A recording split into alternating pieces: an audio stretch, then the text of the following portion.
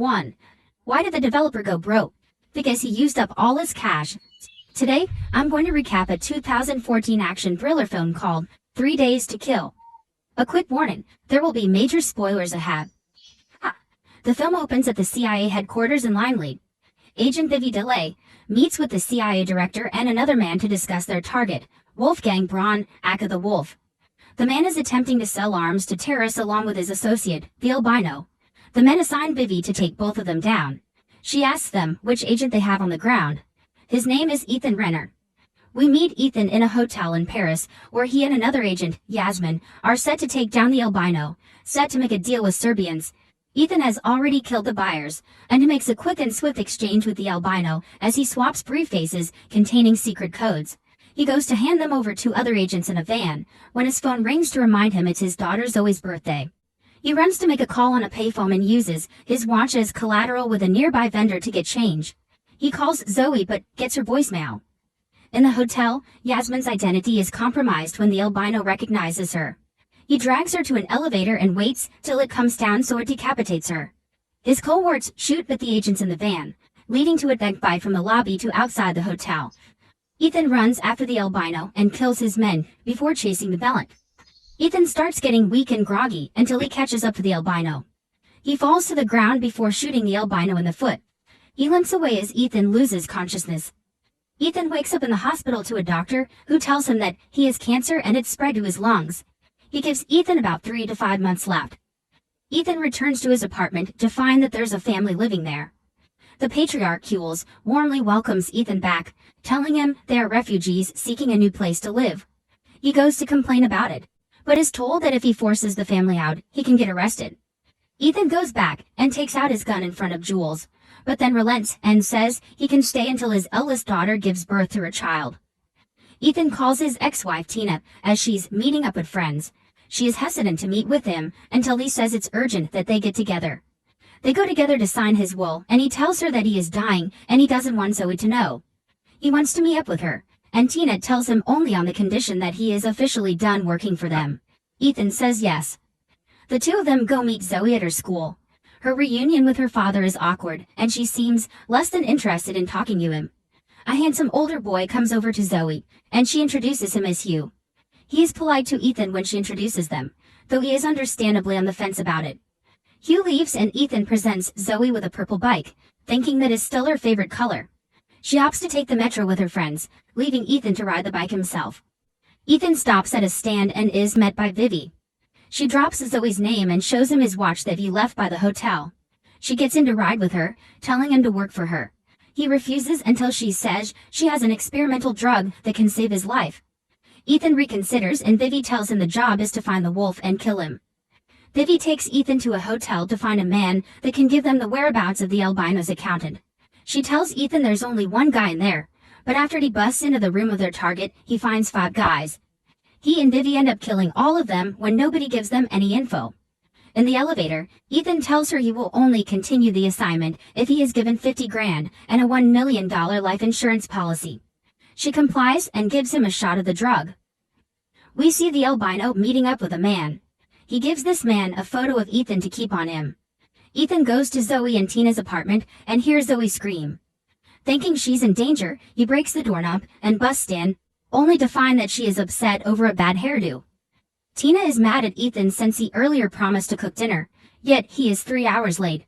She is heading to London the next day on business and decides to call a sitter to look after Zoe. But Ethan insists that she let him take care of her. Later, Ethan starts to feel dizzy and he faints. He calls Vivi and tells her he's hallucinating. She tells him to drink vodka to ease himself. He does just that. Tina leaves the next day, and Zoe comes in wearing a wig with a shade of red. She sees Vivi calling Ethan's phone, so he tells her it's her boss. She puts "I don't care about Icona Pop" as Ethan's ringtone for whenever she calls. Ethan once again tries to get Zoe to ride the bike to school, but she walks and drops the wig. Ethan meets with Vivi again. She gives him the check she promised him and reminds him to keep his heart rate low. She has Ethan go look for a car salesman named Med Yilmaz. Ethan goes to the dealership, insults Medat's employees, and knocks them out, then waits in Minet's office until he returns. Ethan threatens Minet's family and takes him back to the apartment until he gets a call from Zoe's school, urging him to go speak to the principal. He takes Midat with him and stuffs him in the trunk. Ethan and Zoe meet with the principal. He learns that Zoe hit another classmate. He asks, open palm or clenched fist. As they leave, Zoe tells Ethan it was because the girl she hit was teasing a girl from Pakistan. Ethan says he's not mad and tells her it's an effective way to get rid of a bully. Minute starts making a fuss in the trunk, forcing Ethan to go punch him and tell him to shut up. Zoe leaves him, agitated by his behavior and his constant coughing. However, she later calls him back to apologize and asks him to meet her at her favorite spot, a little theme park where her favorite ride is the flying chairs. Although Ethan initially goes to continue his search for the accountant, he leaves to meet with Zoe. They go on the ride and have hot chocolate after. She tells him she has to go and study with her lab partner. Ethan goes to a store and is attacked by a man wielding a shotgun. He blasts Ethan, but he rises unharmed. He was most likely wearing a vest, and the two of them fight. The man nearly kills Ethan by stabbing him in the neck, but the man is shot and he dies. Ethan then notices the man was holding a photo of Ethan himself.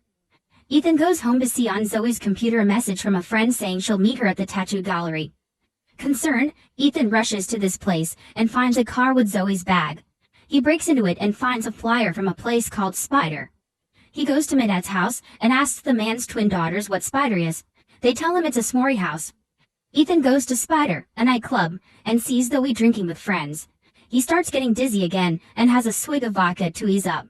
He follows Zoe near the bathroom and sees 3 guys harassing her. Ethan is held back by a friend of the boys, but he gets into Papa Wolf mode and kicks all their asses before getting Zoe out of there. Zoe wakes up the next morning with no memory of the previous night. She's still wearing her dress, and she is about to go to school until Ethan tells her not to go like that. He insists on her riding a bike to school, but she angrily reminds him that he never taught her how to ride. He spends the morning teaching her, earning applause from onlookers. Zoe later tearfully asks him why he's been away for a long time. She thinks he has another family with another daughter, but he assures her that is not the case. As they continue to hang out, Zoe admits that she hit the girl at school because she was hitting on Hugh. They end up meeting Hugh as he is going to take Zoe to school. Ethan locates the accountant, Guido, as he is escorted through the streets. Ethan shoots a tear gas grenade at the car and takes Guido before blowing the van up. He takes Guido to his apartment to exchange the briefcase with codes he had earlier, with codes set to trigger explosives, but the wolf and the albino are in possession of. Zoe calls to tell Ethan that she is going to cook dinner for Hugh, and she wants to make a vegetarian dish. Ethan puts Guido on the phone to tell Zoe about a spaghetti sauce recipe that his mother used. That evening, Ethan comes home to find that Jules' daughter is going into labor. She gives birth to a healthy baby girl, and she decides to name it after Ethan, due to him allowing them to stay in his home. Jules says they are to leave as promised, but Ethan insists they can stay as long as they want. Jules says the family prefers a smaller home to stay closer to each other. Ethan goes back to Zoe's home and learns that Hugh asked her to prom, but she says she can't dance. Ethan decides to help her out, just as Tina comes home. She watches them dance, bringing tears to her eyes.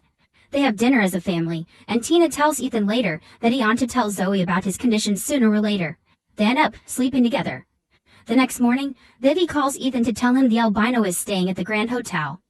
Ethan heads there and spots the wolf. The villains get in a car driven by Midat. Ethan chases after them, slamming into the car until he pushes them all over a footbridge. The wolf and the albino flee, and Ethan spares Midat so he can return to his family. Ethan chases the villains into the subway, where he starts to get a nosebleed and he begins to feel dizzy. Before he can shoot the wolf, the albino drags a barely conscious Ethan toward the train tracks. He waits for the train to come even as the wolf yells at him to kill Ethan. Ethan regains enough motion to push the albino in front of the train just as it passes.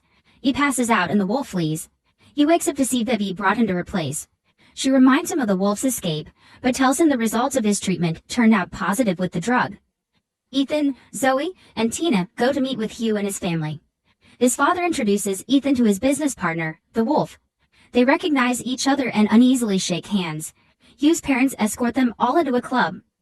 Tina eventually realizes that Ethan is working an assignment. She thinks he's been lying to her, but he assures her that he hasn't been lying. The wolf's men shoot at Ethan, and he runs after them. He kills the goons before cornering the wolf in an elevator.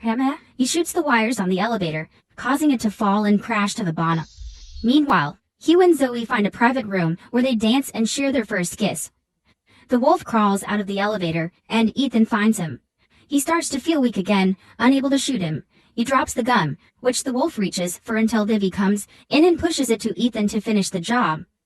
Thinking about Tina and Zoe, he refuses and drops the gun. Vivi grabs it and shoots the wolf herself. Sometime later, Ethan is still staying with Zoe in a house near a beach.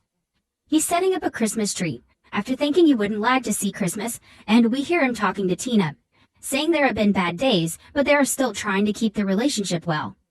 Tina arrives in person, and Ethan acknowledges to her that he hasn't always been there for her, and Zoe like he should have been.